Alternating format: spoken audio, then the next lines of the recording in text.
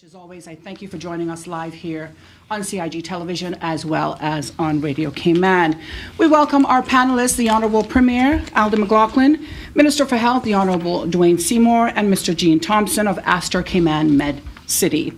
In studio with us are members of the media, the sign language interpreter, and other invited guests. For our prayer today, we go to the Minister of Health. Thank you, Donna.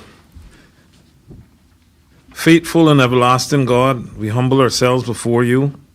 Lord, we give you glory, we honor you, and we thank you for all the blessings we have received, for all that you're about to do in the right reason and in your own way. Lord, speak to your words in the hearts of your people today, those who are weak and vulnerable, hurting, alone, helpless, afraid, and their faith is failing. Remind them, Lord, that you are God of power, purpose, and hope, a God who does not faint or grow weary. His understanding is unsearchable. He gives power to the faint, and to him who has no might, he increases strength. The same God yesterday, today, and forever. Whatever he has done for others, he will do the same for them who love him and put their trust in him. Lord, in your hands, we place our hands in your hands. We place our children, grandchildren, and all of our families, friends, loved ones, and all that concerns us. Lord, we release all our cares unto you, for we know you care, and our hearts trust in you, Lord. May you fill our spirits of our hearts, our souls, and our minds, and you use us both to will and to work for your greater glory, we pray. Bless these Cayman Islands and all that we do in it as a government. Thank you for all the blessings during COVID and still. Bless the investors who come to these islands and find confidence in this country. In Jesus' name, amen. Amen. Thank you, Minister Seymour. We begin first with our Honourable Premier. Thank you, Donna. Hello, everyone. And thank you for joining us again today for an update from Mr. Gene Thompson of Aster, Cayman, Medcity on their proposed new medical facility. In December, the Cayman Islands government and Aster, Cayman, Medcity announced an agreement for Aster to develop a world-class medical facility and university in these islands. When making the announcement, Mr. Thompson advised that a site for the facility had not been chosen. Today, he will make that exciting announcement of the facility's location.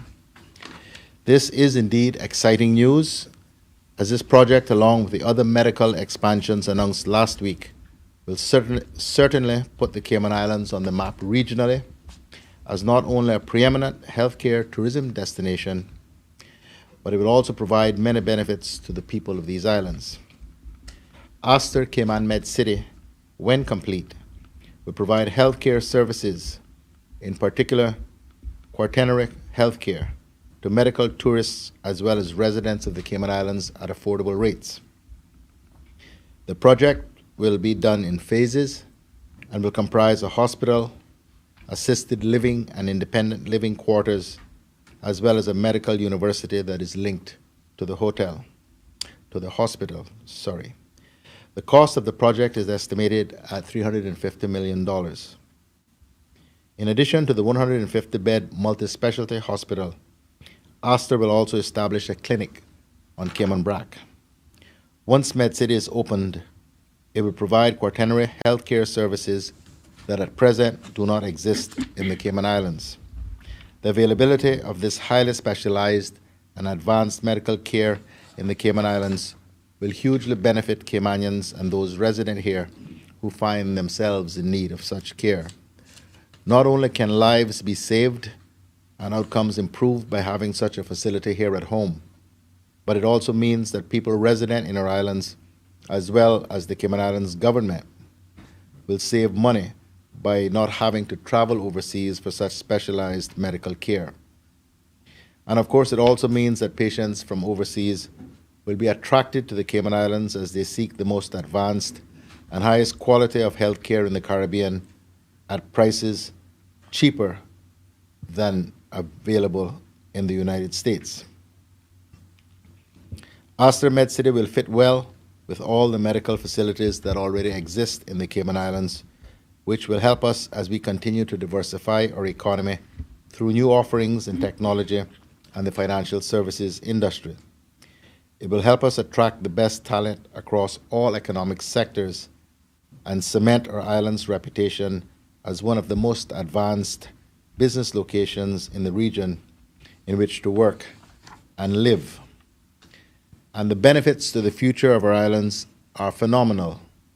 Aster Medcity will be a teaching hospital with a university, which allows our own people to have access to first-class medical training here at home. And we will be in the enviable position of attracting students to our shores who want to study medicine, further helping to diversify our economy. As Aster expands and grows, it will provide employment over the various phases of construction, and more importantly, will provide a variety of jobs in the medical field for Caymanians when it is completed. I truly appreciate Aster's willingness to invest in the Cayman Islands economy and develop a world-class medical facility. It speaks volumes to their confidence in the Cayman Islands, the resilience of our economy and our people, as well as their confidence in this government. This is another win-win situation for the country that my government is delivering. Aster Cayman Medcity will help to further diversify and strengthen our economy and add an important layer to not only our healthcare system, but also our healthcare tourism offering, and will provide employment and new opportunities to our people. Thank you very much, Premier McLaughlin. We now go to Mr. Gene Thompson of Aster Cayman Medcity. Thank you, Donna. Thank you, Honourable Premier, Honourable Minister Seymour, ladies and gentlemen. Thank you for joining us this afternoon. Today I'm pleased to announce the location of Aster Cayman Medcity, and I'm delighted to confirm that the site is a site in West Bay, just north of Jackson's Pond, immediately adjacent to the Aster Litibets Highway, and is bordered by the Badabanu Road, as you can see in the pictures or in the poster boards below us. Building the Cayman Islands into the destination for destination healthcare means remembering first and foremost our role as a medical tourism provider, and thus the importance of a location that provides great accessibility to the international guest. At the same time, given the quaternary level expertise we will establish here, we also set out to ensure that local residents will also have easy access to the comprehensive specialist services that we will bring to the Cayman Islands. This location serves both the needs and could not be more perfect. We are both fortunate and grateful that DART Enterprises also shares our vision for the Cayman Islands healthcare and recognizes the importance of medical tourism as an economic driver and diversification for the future success and security of our islands. Their investment in roads infrastructure 10 years ago has facilitated the opportunity for Aster to consider this site in West Bay. Consequently, we are delighted that they have allowed us to purchase this site with such a significant and convenient location to be the home of Aster, and the role this will play in the further stimulating of opportunities for other Caymanian businesses, families, and individuals, especially in these areas. From the outset, it is important to both Aster and myself personally that an investment of this magnitude benefits our economy in as many ways as possible. Besides the obvious generation of hundreds of construction jobs, this location will expose our international guests to our beautiful 7 Mile Beach, feeding hotels, restaurants, and other businesses along the 7 Mile corridor, including in our low season months, which we all know what that's like, helping to create a more stability in that sector and more year-round business. On this site, over the coming years, we will build a 500-bed tertiary and quaternary care hospital, with phase 1 being 150 beds. It will focus on a range of super specialty services supported by the very latest technology in specialties where Aster is considered a leader both in service and care expertise. We'll obviously be delighted to share more about this in due course, but needless to say, we will focus on addressing the needs and the challenges of the Caribbean region as a whole, Canada, North America, Central America, and South America, while providing a set of specialty services for the Cayman Islands that are carefully designed to comprehensively address areas that having the right quality, expertise, and experience are so important to outcomes.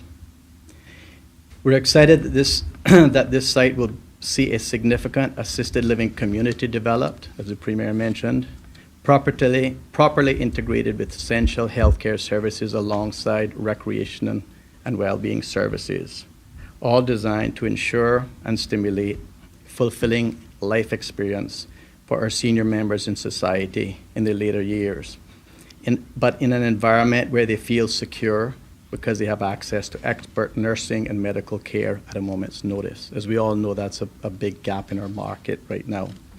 I'm also pleased to be progressing in my belief on the importance of creating the opportunities and careers for Caymanians, especially our young Caymanians, by building a healthcare university that will be unique in the region as the first one fully connected with an integrated and comprehensive quaternary care hospital.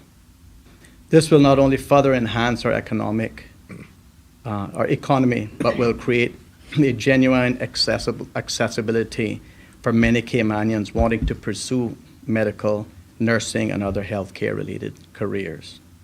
I am passionate about creating an opportunity for many, not just for a token few, and this is a vision that is shared by my colleagues at Aster. What makes this exciting to me is that Aster already has a rich heritage in training future healthcare professionals and is already working and endorsed by the Royal College of Physicians in the United Kingdom, its longest established Royal College and global exemplar of medical education quality. Today, I'm also delighted to share with you that we have already submitted our application for a planned area development, known as a PAD, for a master planned community. This allows us to ensure that all parts of our healthcare, education, community work together. Aster is committed to developing a community that itself is healthily and focused on an environment, on healing environment. Consequently, we're going to take a conservation-led design approach, which you'll see reflected in our master plan, even before we get to the individual buildings. And obviously, we are very interested in making sure that we are good stewards of the environment. For instance, we want to minimize vehicle use within the site, and we will use environmentally friendly on-campus transportation, such as golf carts to transport patients, retirees, etc. I think my desire to create an environmentally respectful and efficient development is well known. We've done it in the past. So I can confirm that we'll be doing everything that is practical to minimize energy consumption, maximize recycling, minimize unnecessary use. I'm keen to ensure that this is a development that all Caymanians can be proud of. Besides the obvious benefits in terms of the revenue it brings to the Cayman Islands, government submissions of our application or for a planned area development makes us this the first step in beginning the real work of developing the site. That means the beginning of additional local jobs, and I'm excited that we will be commencing recruiting very soon. If you're interested, you can find out more information about this on our website, which is astercaymanmedcity.com.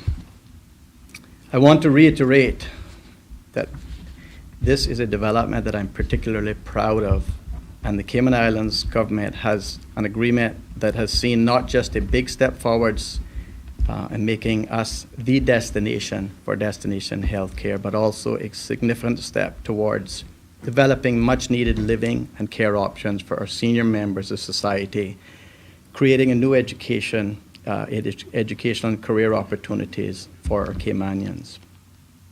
Locally, these are all important to us now, but equally important for our future as well as we go through the transition.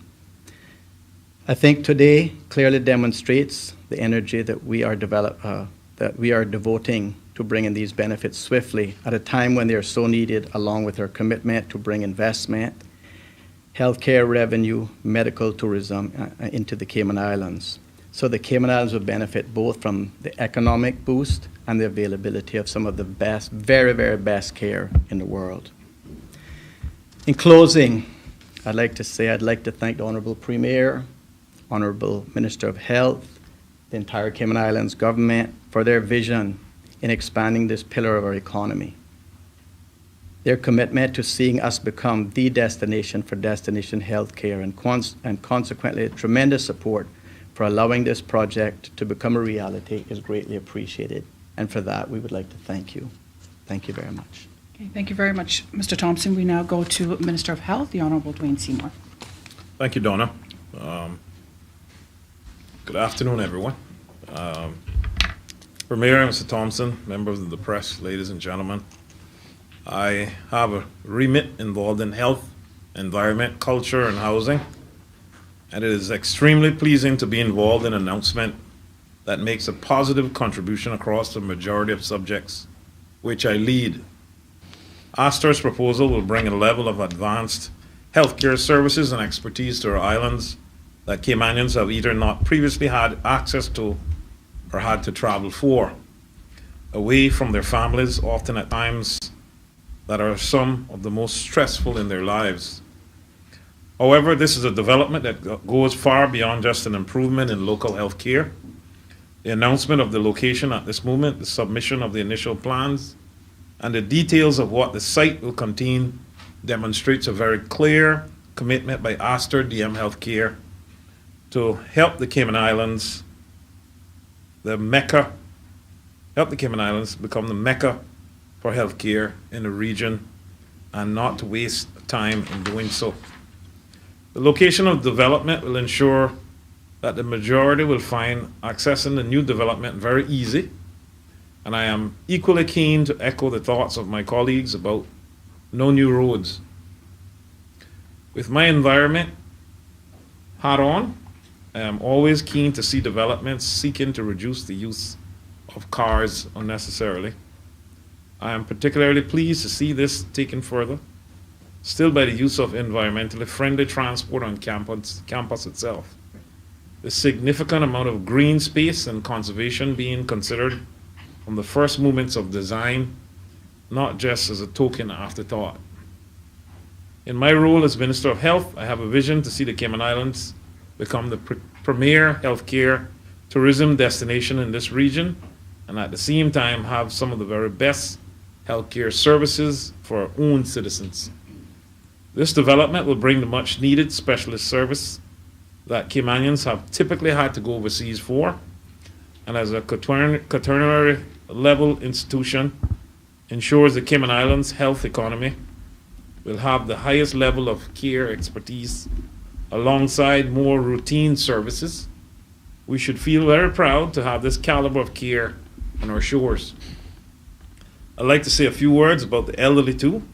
One of my personal goals has been to see our islands develop better living and care options for elderly or infirmed. It's a global challenge and one where the Cayman Islands has an increasingly urgent need. More importantly, our senior members of society have helped build the Cayman Islands that we are all fortunate to call home, and they deserve their later years to be fulfilling, ones in which their efforts for our country are recognized through our efforts to look after them well. The development of assisted and independent living that is properly supported by health care is a very significant step towards that for the Cayman Islands, but the scale and commitment of Aster to this aspect of the development should catapult us to leading status in the region. We all worry that our elderly can feel isolated if separated from family. This will give them a true community in which to enjoy their senior years, and the location makes it very accessible to families. This seems to be an excellent choice, and I am delighted to be a part of announcing it. Thank you. Thank you very much, Minister Seymour. We're going to move now to questions from the media and the public. I'll actually begin.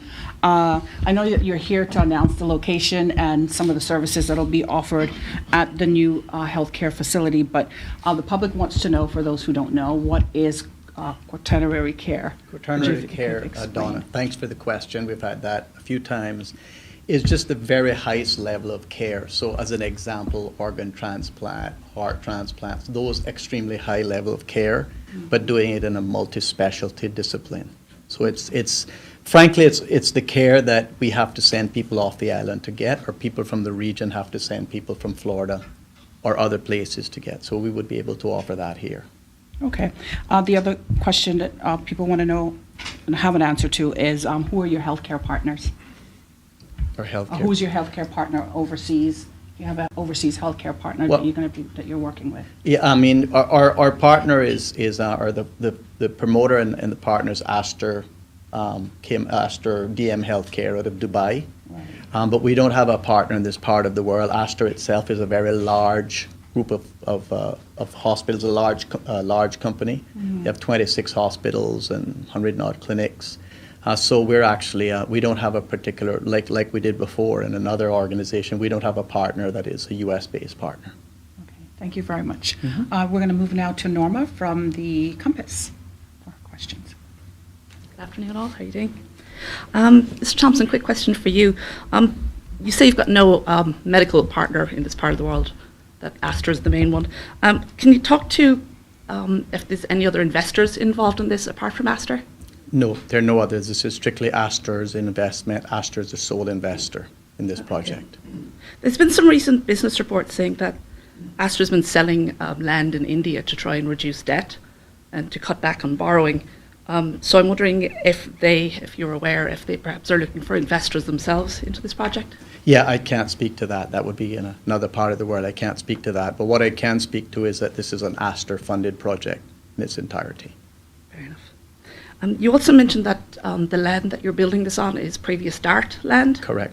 Okay. Are they involved in any other way other than to sell you the land? Not at all. They've worked with us. We've purchased a site from them, and we will operate the site as our own site. Okay, super. And what's the size of the site? The site is 40 acres. 40 acres. Okay. All right. Premier, quick question, not quite on the subject, but as I have you here, I'd like to ask. There's been a report that 81% of people over the age of 60 have been vaccinated. I'm wondering if there's any timeline for when we might expect to see 90%? Well, it's always most difficult the nearer you get to the line to get over the line, because they're the holdouts, I call them, who have reasons why they don't think they should take the vaccine. So we are currently organizing, or not me, but the HSA is currently organizing a fresh push campaign to try to get us over the line, using Caymanian voices to help persuade those who still have reservations about it. But I am very optimistic. I mean, we have exceeded our expectations in terms of the number of persons in the vulnerable groups that we've had vaccinated in the time since we rolled out the vaccination program. So I'm very, very optimistic, very, very excited about it. I do believe within another few weeks we'll be able to reach that target and can start to talk about reducing the quarantine period. But I'm even more excited at the prospect of us getting 70% of the overall population vaccinated, which would mean that we can do away with the quarantine period altogether. So things are going well. I'm still hopeful that by perhaps the end of April, early May, Cayman will be one of the few countries in the world that can reopen safely without having to quarantine people. So Good news. that's where we're trying to get to. Okay. Just as a follow to that, there's been some questions about people who are not normally resident on island, people's parents, whatever, who may have been visiting for an extended period, who may have gotten the first and perhaps even the second vaccine. Are they counted into that 81% figure? Do you know? Well, I'm not 100% certain, but I don't think they separate those out. So I think they would probably be caught in those numbers. Okay. But we wouldn't be talking about many in the overall scheme Just of a things. handful, yeah. you think? Yeah, yeah. Just to confirm, though, it's in the over 70 bracket, there's 87% has been vaccinated, and in the over 60, it's 81%, as mentioned. That's some 19,938 persons vaccinated, with some 7,693 having their second shot already, some 24% of the population. Okay, so we're still ways away from 70%. Yeah, but what's going to happen, I'm certain, is, and because that's what we started to know, once we open it up to, all age ranges, you're going to see those numbers driving up pretty swiftly. Okay. And is there a number of vaccines being held in abatement for the over 60s, just to ensure that if they do step forward at a later stage, that they will be able to avail of them? Again, I'm not that close to the sort of day-to-day operations, but I don't think so, because we are guaranteed a pretty steady stream of vaccines. So I don't think we're keeping any back. We're vaccinating as we go in expectation that we'll get fresh ones. Okay, thank you. Just back to Mr. Thompson again. In relation to the PAD application that's been put in, will that be the single only application that goes in for planning, or will there also be individual planning No, applications that go the in there PAD separate? application is basically what's called it's basically a master planned application, and then every subsequent part of the development that we plan to build, we have to do a separate application for that. So for instance, the PAD gives you the zoning, and then when we go to do the hospital, then we'll have to make an application for that and assisted living and so on. That's how the law is written, and that's how it works. And it works actually very, very efficiently. Okay, because similar happened with the East End. That is site, I correct. believe, yeah. That is correct. I think I may have asked you this at the last press conference, but has anything changed on the timeline that you're looking at for the build-out and potential commencement of operations? Yeah, I mean, I think we're probably lost a couple of months, but we're hoping for, late 22, early 23. That's kind of our time frame. Super. That's it for me. Thank you very much. Okay, Thanks, thank you, Norma. Norma. We move now to Mr. Ralph Lewis from Cayman Times. Good afternoon, gentlemen, and Donna. Thank you for inviting me. It's been a while. Before we get back into the Medcity thing, I've had my 2 vaccinations, by the way, and I'm feeling great. And I'm over 60. Barely. Okay, Mr. Thompson, construction. The project has been moving along at a good pace. When do you anticipate construction starting? I guess, if we go through the time frame on what the PAD process is, that's roughly 75 days. We'd like to get started with construction shortly thereafter. So obviously, we have to wait on all of the notices and so on. And we expect, by whatever 75, 78 days is from basically today, our application notices came out today. That's when we expect to get started with the first phase of the hospital. And thank you. And in regards to materials, the world is dealing with a pandemic right now. They're trying to get back on track, as we say. Do you see any delays or challenges with getting the materials here, such a big project, in a timely fashion? Ralph, procurement is going to be the key to delivering this hospital quickly. The materials that are available on the island, that are available at a reasonable, competitive price, we will buy. We do have access, and I have an office in China, so we can purchase supplies from that part of the world. The specialty healthcare equipment, again, which is challenged globally, will have to go to the manufacturers, which are primarily European. So to answer your question, we realize it's going to be a challenge, but what we're planning to do is be well ahead of that and find solutions ahead of time, not let it cause us a problem and delay. So we're starting to think through those logistics already. Okay, great. And what was the deciding factor for choosing that location? You had mentioned you had quite a few. And what's the main factor that made you choose that location? Ralph, a multitude of things. I think at the end of the day, we'd actually looked initially at 15 sites, and we continued to narrow it down. But you know, the DART folks made it very cost effective for us to purchase that site, which is a good thing. The site is a previously constructed on, or at least filled site or cleared site, so it shouldn't have lots of environmental impacts. It's closer to town, it's closer to the airport, and we figured that we should probably be on the opposite end of the other facility, just, you know, for some diversity.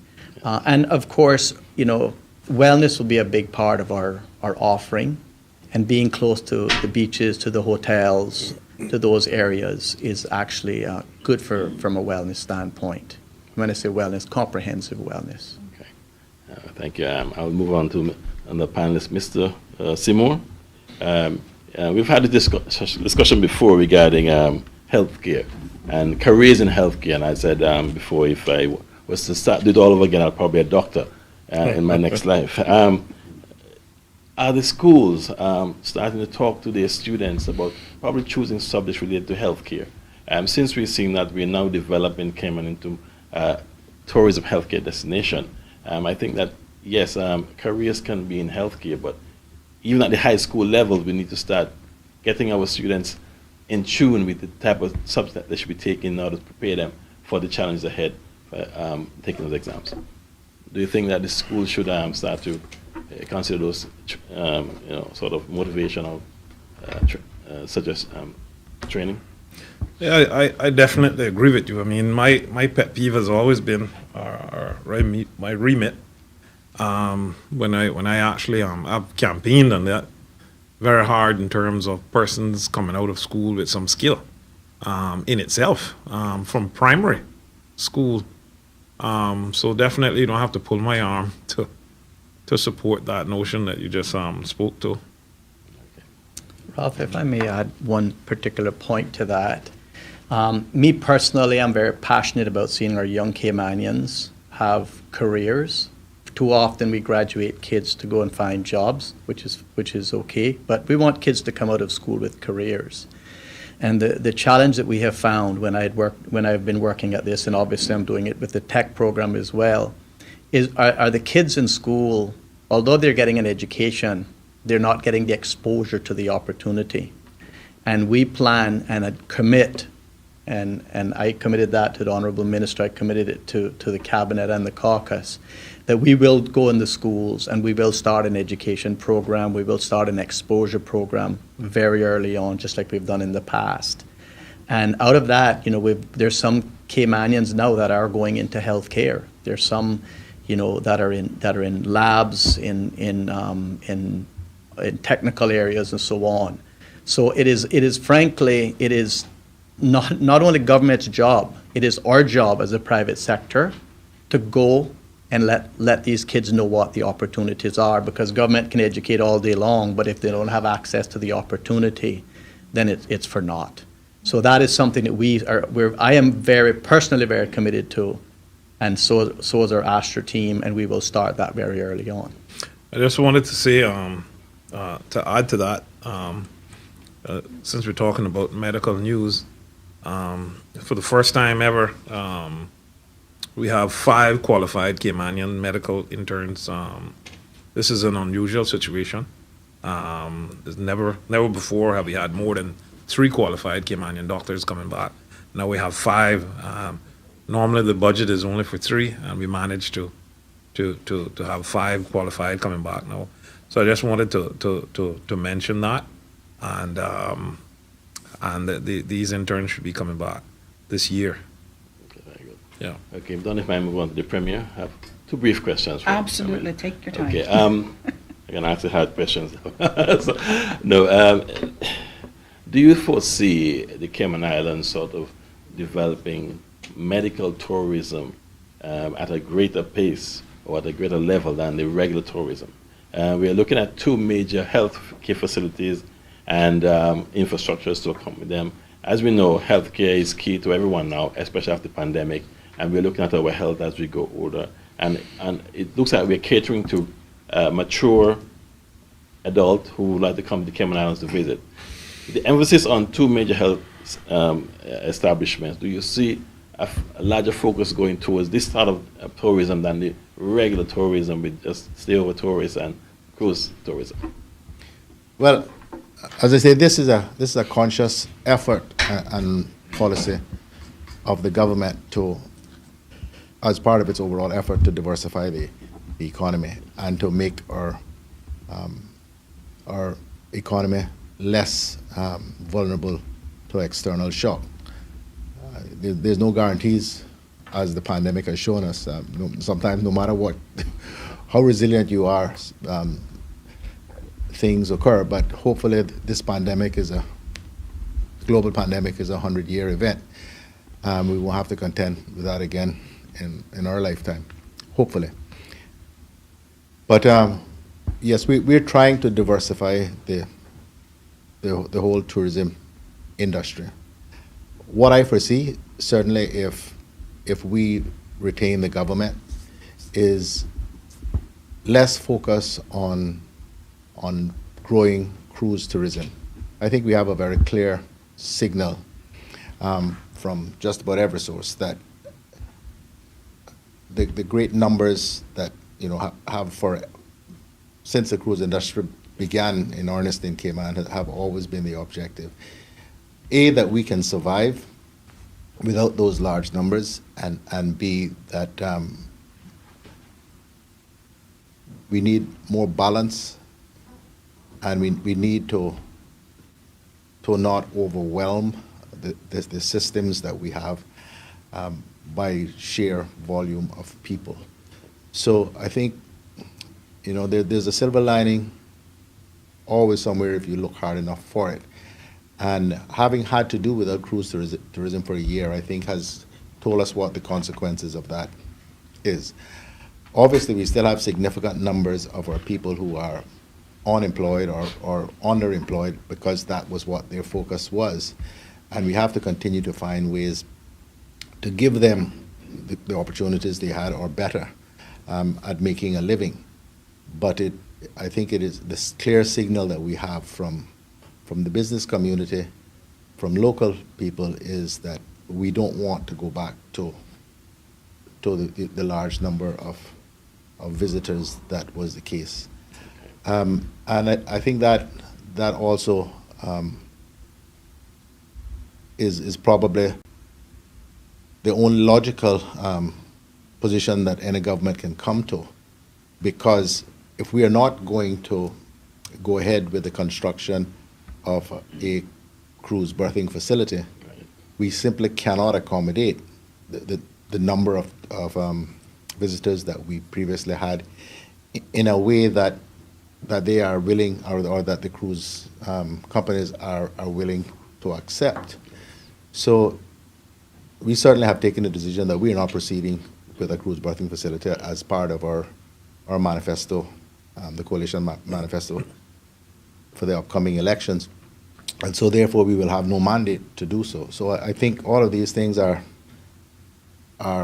coming to, are coalescing to give us an opportunity as a government, as a people, as a country, to move tourism in a different direction in terms of emphasis.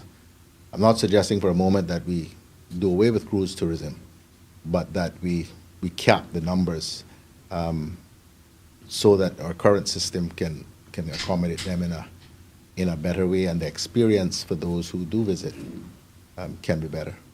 Okay, thank you. Sorry for that long-winded answer, but I didn't know how else to put it. And I thank you very much. My final question, as you know, we're on the heels of another election. And on the heels? No one, We're on the heels of it. it's already there. But no one knows what the results will be. Some may want it to be a certain way. And my question is, do you think any future government will embrace this project to move forward with this opportunity to, as we said, diversify the economy and, of course, create an environment that can definitely help Cayman to progress? Well, certainly any sensible government will. I mean, the health city, that was conceived under the UDP administration in 2000, and in the 2009 to 2013 term.